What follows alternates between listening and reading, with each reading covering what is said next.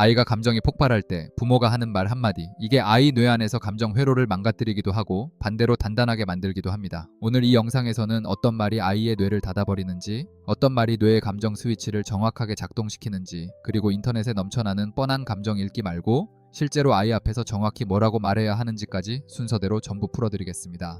구독, 좋아요 하시고 아이 발달 심리 정보 놓치지 마세요. 장면 하나 보여드릴게요. 아이가 블록을 쌓고 있습니다. 혀를 살짝 내밀고 눈을 찡그리고 손끝에 온 신경을 모으고 있습니다. 열층을 넘겼습니다. 그 순간 와르르 전부 무너졌습니다. 아이의 얼굴이 구겨집니다. 3초 뒤에 울음이 터집니다. 이 장면에서 여러분은 뭐라고 하시나요? 괜찮아, 별거 아니야, 다시 싸우면 되잖아. 10명 중 9은 이렇게 말합니다. 저도 그랬습니다. 논리적으로는 완벽한 위로입니다. 그런데 이 한마디가 아이의 뇌에서는 위로가 아니라 전혀 다른 신호로 처리됩니다. 왜 그런지 일단 여러분이 직접 한번 느껴보시겠습니다.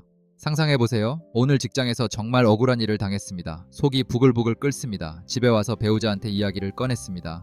그런데 배우자가 이렇게 말합니다. 에이, 별거 아니야, 다 그런 거지. 내일 가면 괜찮아질 거야. 그 순간 어떤 기분이 드세요? 위로받은 기분인가요?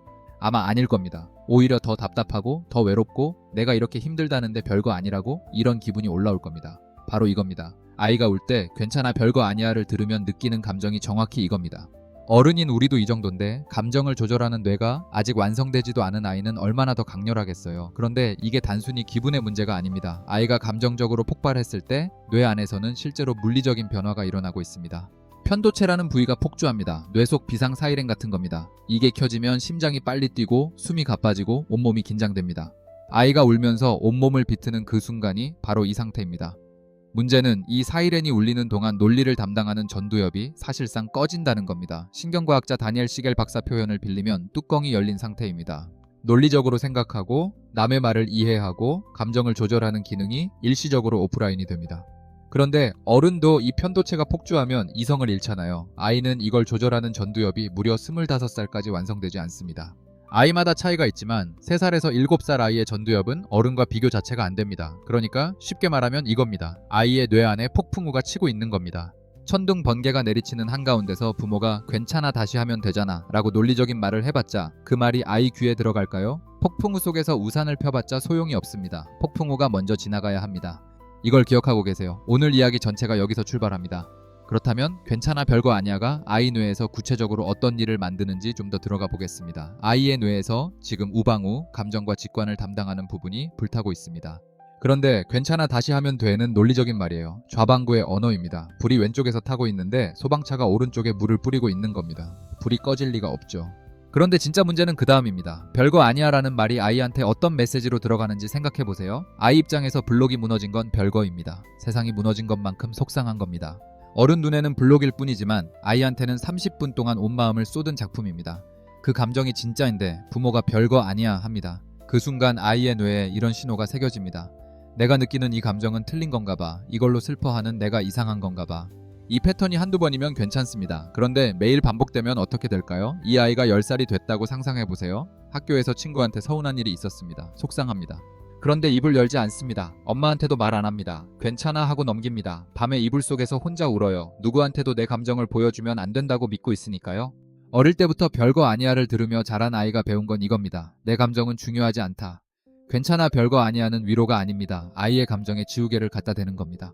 그런데 감정을 지우는 것만 문제가 아닙니다. 이것보다 더 직접적으로 감정 회로를 손상시키는 반응이 있습니다. 장면을 바꿔보겠습니다. 차 안입니다. 뒷좌석 카시트에 아이가 앉아 있습니다. 간식이 떨어졌습니다. 울음이 시작됩니다. 부모는 운전 중이에요. 백미러로 아이의 울그러진 얼굴이 보입니다. 점점 소리가 커집니다. 운전에 집중할 수가 없습니다.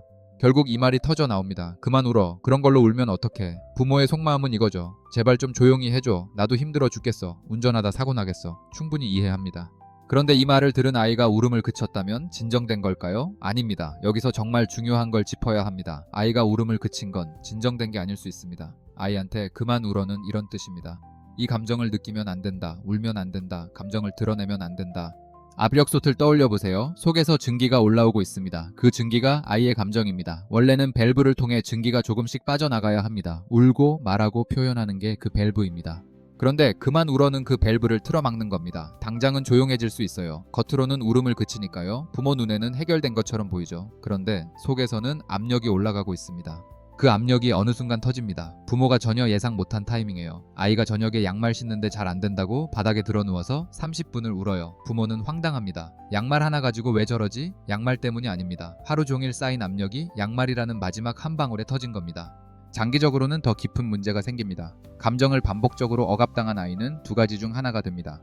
감정이 올라올 때마다 걷잡을 수 없이 폭발하는 아이, 또는 감정을 완전히 닫아버리는 아이, 겉으로는 착하고 조용한데 속으로는 자기가 뭘 느끼고 있는지조차 모르는 아이. 이건 수십 년간의 발달 심리 연구가 반복적으로 확인한 패턴입니다. 아이가 울음을 그쳤다고 괜찮아진 게 아닙니다. 밸브가 막힌 압력 솟은 겉이 조용할수록 속이 위험합니다. 여기서 잠깐 멈추겠습니다. 지금까지 두 가지를 봤습니다. 감정을 지우는 반응, 감정을 막는 반응. 이걸 들으면서 마음이 무거워지신 분들 분명 계실 겁니다. 나는 매일 이렇게 하고 있는데 그 마음 충분히 이해합니다. 그런데 오늘 영상의 진짜 목적은 여러분을 자책하게 만드는 게 아닙니다. 같은 상황에서 딱 한마디만 바꿨을 때 아이 뇌에서 정반대의 일이 벌어집니다. 이게 정말 놀랍습니다. 지금부터가 오늘의 핵심입니다. 같은 장면입니다. 블록이 무너졌습니다. 아이가 울고 있습니다. 여기서 두 부모를 나란히 놓아볼게요. 첫 번째 부모가 말합니다. 괜찮아. 별거 아니야. 다시 싸우면 되잖아. 아이의 울음은 멈추지 않습니다. 오히려 더 커집니다. 부모는 답답해집니다. 아니 위로해줬는데 왜 더 울어? 두 번째 부모가 말합니다. 많이 속상했겠다. 열심히 쌓았는데 무너지니까 정말 실망스럽지. 결과가 어땠을 것 같으세요? 두 번째 말을 들은 아이는 놀라울 만큼 빠르게 진정됩니다. 울음이 줄어들고 부모를 바라보고 고개를 끄덕이기도 합니다. 마법 같죠? 그런데 이건 마법이 아닙니다. 뇌과학입니다. 실제로 뇌를 촬영해서 확인한 연구가 있습니다. 속상하구나 라고 감정에 이름을 붙여주는 것만으로 편도체 활성화가 유의미하게 낮아졌습니다. 미국 UCLA 신경과학팀이 뇌 영상으로 직접 확인한 겁니다. 감정에 이름이 붙는 순간 폭주하던 비상 사이렌이 볼륨을 낮추기 시작하고 동시에 꺼져 있던 전두엽이 다시 켜지기 시작합니다. 다니엘 시겔 박사는 이걸 한마디로 정리했습니다. 이름을 붙이면 길들일 수 있다. 이게 왜 작동하는 걸까요? 아이의 감정이 폭풍우라고 했죠. 그 폭풍우 한가운데서 아이는 자기가 뭘 느끼고 있는지도 모릅니다. 무섭고 속상하고 화나고 답답한 게 뒤엉켜서 거대한 덩어리째 밀려오는 겁니다. 분류가 안 되는 혼돈 상태입니다. 그런데 부모가 속상하구나라고 이름을 붙여주는 순간 그 거대한 덩어리에 윤곽이 생깁니다. 아, 이게 속상함이구나. 이름이 붙는 순간 혼돈이 줄어듭니다. 음악에 비유하면 이렇습니다.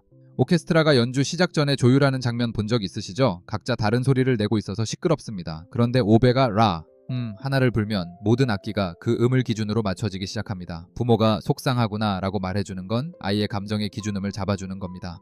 불협화음처럼 뒤엉켜 울리던 감정이 하나의 음으로 정리되기 시작합니다. 그리고 그 순간 비로소 부모의 다음 말이 아이 귀에 들리기 시작합니다. 폭풍우가 잦아들었으니까요. 그래서 순서가 결정적으로 중요합니다. 감정을 먼저 읽어주고 해결책은 그 다음입니다. 이 순서가 뒤바뀌면 아무리 좋은 말을 해도 아이의 뇌는 처리하지 못합니다. 폭풍우가 한창인데 우산을 펴는 것과 같습니다. 감정에 이름을 붙여주세요. 그 한마디가 아이 뇌의 비상 사이렌에 손을 얹어주는 겁니다.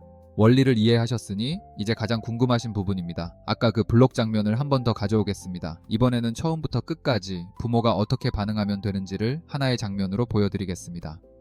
블록이 무너졌습니다. 아이의 얼굴이 일그러지기 시작합니다. 입꼬리가 내려가고 눈에 물기가 차오릅니다. 여기서 알아차립니다. 아, 이 아이 지금 폭풍우가 오고 있구나. 대부분의 부모님은 이 순간 빨리 이걸 끝내야 해 라고 생각하세요. 그런데 관점을 한번 바꿔보겠습니다. 이 순간이 오히려 아이에게 감정을 다루는 법을 가르쳐줄 수 있는 최고의 타이밍입니다. 감정이 올라오고 있는 바로 이때가 훈련할 수 있는 유일한 순간이니까요. 아이 앞에 무릎을 꿇습니다. 눈높이를 맞춥니다. 이것만으로도 아이의 뇌에 이 사람이 나를 진지하게 대하고 있다는 신호가 갑니다. 그리고 감정에 이름을 붙여줍니다. 많이 속상했겠다. 열심히 쌓았는데 무너지니까 진짜 실망스럽지. 정확한 감정을 맞출 필요 없습니다. 부모가 내 마음을 읽으려고 노력하고 있다는 것 자체를 아이가 느끼는 게 중요합니다. 아이가 고개를 끄덕일 수도 있고 더 울 수도 있습니다. 괜찮습니다. 감정이 흘러나가고 있는 겁니다. 아이의 울음이 조금 잦아듭니다. 여기서 아이의 말을 들어줍니다. 어떤 부분이 제일 아까워? 아이가 흐느끼면서 대답합니다. 맨 꼭대기. 이 짧은 대답 하나가 엄청난 겁니다. 왜냐하면 아이가 자기 감정을 말로 표현하는 순간 뇌에서 편도체 활성화가 낮아지고 전두엽이 다시 켜지기 시작하거든요. UCLA 연구가 증명한 그 메커니즘이 바로 지금 작동하고 있는 겁니다.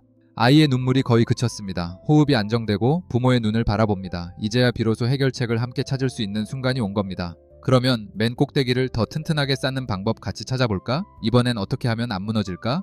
아이가 코를 훌쩍이면서 블록을 다시 집어듭니다. 지금 하나의 장면 안에서 5가지가 흘러갔습니다. 감정의 신호를 알아차리고 이 순간을 기회로 바꾸고 감정의 이름을 붙여주고 아이의 말을 들어주고 충분히 진정된 뒤에 함께 문제를 해결했습니다. 세계적인 심리학자 존 가트맨 박사가 120개 이상의 가정을 연구해서 발견한 감정 코칭의 핵심이 바로 이 5가지입니다. 그리고 이 5가지를 한 문장으로 압축하면 이겁니다. 감정 먼저, 해결은 나중에. 이 순서만 지켜도 아이와의 감정적 충돌이 눈에 띄게 줄어듭니다. 그리고 이 경험이 반복될수록 아이의 뇌의 감정을 다루는 회로가 한 올 한 올 만들어집니다. 부모가 10번 이름을 붙여주면 아이가 스스로 한 번 이름을 붙이기 시작합니다. 나 지금 화났어. 이 한마디를 스스로 할 수 있는 아이는 주먹 대신 말을 선택할 수 있는 아이가 됩니다. 그런데 여기서 정말 많은 부모님들이 혼동하시는 지점이 하나 있습니다. 감정을 인정한다는 게 행동을 허용한다는 뜻이 아닙니다. 아이가 화가 나서 장난감을 집어 던졌습니다. 화가 많이 났구나. 그건 당연해. 근데 물건을 던지면 다칠 수 있어. 화가 날 때는 말로 이야기하는 거야. 감정은 인정하되 행동에는 분명한 선을 긋습니다. 첫 번째 장면입니다. 놀이터에서 친구가 아이의 장난감을 뺏었습니다. 아이가 울면서 달려옵니다. 내가 먼저 빌려줬어야지. 이 말 삼켜주세요. 대신 이렇게 합니다. 친구가 내 장난감을 가져가서 많이 화났겠다. 억울하지. 두 번째 장면입니다. 마트에서 아이가 장난감을 사달라고 울기 시작합니다. 바닥에 주저앉았습니다. 주변 시선이 쏟아집니다. 이때 가장 먼저 해야 할 일은 주변 시선을 무시하는 겁니다. 아이의 눈높이로 내려가세요. 저 장난감 정말 갖고 싶었구나. 못 사니까 속상하지. 세 번째 장면입니다. 형이 열심히 그린 그림을 동생이 망쳤습니다. 형이 동생을 확 밀어버렸습니다. 동생이 넘어져서 울고 형은 씩씩거리고 있습니다. 대신 이렇게 해보세요. 먼저 형한테 갑니다. 네, 그림을 망쳐서 정말 화가 났구나. 열심히 그렸는데 얼마나 속상해. 그 다음에 행동에 선을 긋습니다. 이 영상을 보시면서 마음이 불편해지신 분들 분명 계실 겁니다. 한 가지 여쭤볼게요. 여러분은 어릴 때 울었을 때 어떤 말을 들었나요? 울지마. 남자가 뭘 그런 걸로 울어. 씩씩하게 굴어야지. 그 말들을 들으며 자란 우리는 감정을 어떻게 다뤄야 하는지 제대로 배운 적이 없습니다. 내가 받지 못한 것을 내 아이에게 줄 수 있다는 겁니다. 에드워드 트로닉 박사가 밝힌 연구 결과를 기억하세요? 부모와 아이의 감정적 조율이 완벽하게 맞아떨어지는 순간은 전체의 30% 정도면 충분합니다. 존 가트맨 박사는 이런 표현을 썼습니다. 순간의 수집가가 되어라. 아이가 울 때 옆에 앉은 쌈분, 블록이 무너졌을 때 함께 속상해한 5초, 잠들기 전 이불 속에서 나눈 한마디. 아이의 감정 폭발은 끄야 할 알람이 아닙니다. 읽어야 할 언어입니다. 그리고 그 언어를 읽는 첫 번째 도구는 부모의 말 한마디입니다.